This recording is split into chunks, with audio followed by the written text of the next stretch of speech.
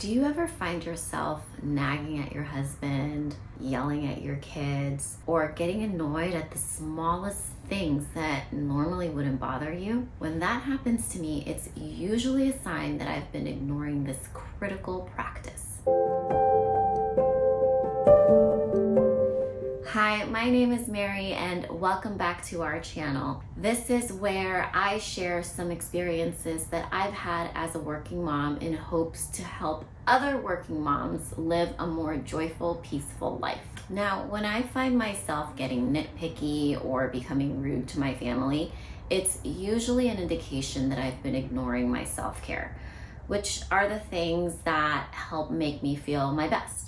And when I'm not feeling my best, I'm a lot more susceptible to the everyday stresses of life. For example, let's just say I didn't really get as much sleep as I needed. The next day, I'm gonna be more prone to being frustrated if I see my daughter's room a mess.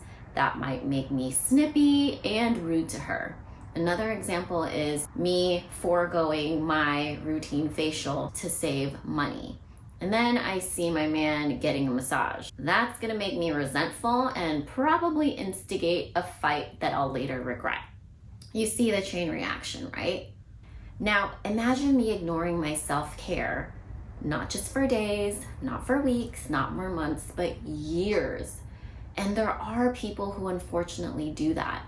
Just imagine the amount of resentment and frustration and stress that I'd be bringing to my own life and my family's life.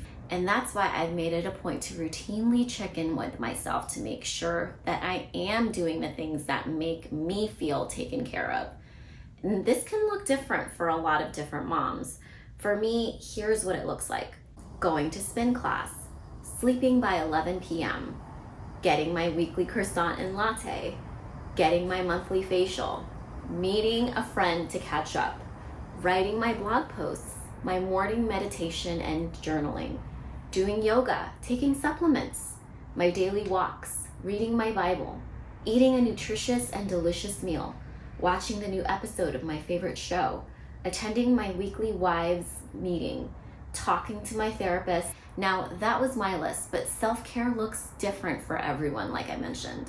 The point is, the things on your list should help make you feel your best so that you can show up in the way that you want to for yourself and your family. Self-care doesn't also have to cost a lot of money or any money at all. You saw that some of the things that I had on my list were taking walks and reading the Bible, which is free 99. But then you might ask, Mary, when do I have the time to do all of this? The truth is, we all have pockets of time throughout the day, especially those times when we mindlessly scroll on Instagram. Yeah, I know, me too. So why not use that time to journal instead? Or in between meetings? Instead of just waiting for the next meeting to start, why not do a 5-minute meditation?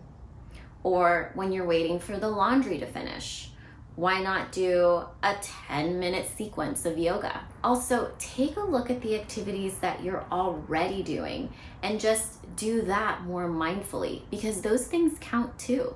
For example, if you walk your kid to school every morning, that counts as exercise. And if you put on some ankle weights, that's going to further enhance that short workout. The point is, you don't need to do a 60-minute spin class.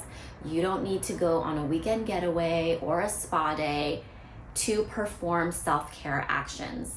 The little things that you do throughout the day, throughout the weeks, count too.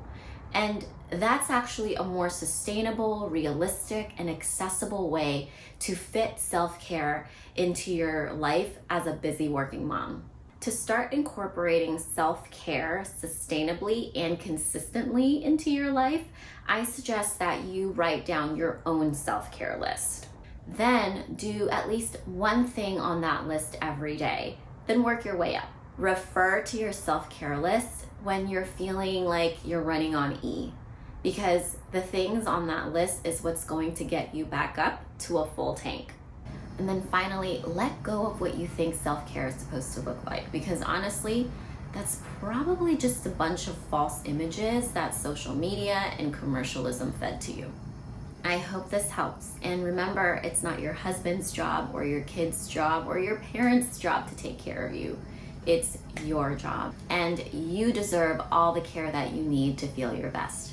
Thank you so much for watching, and I will see you all next time. Bye. Hey mamas, if you enjoyed that latest episode, I would love it if you would like, subscribe, share, and do everything else that you need to do to help me get this video and channel out to more moms who are looking for ways to live a more joyful, peaceful life. Thank you all so much.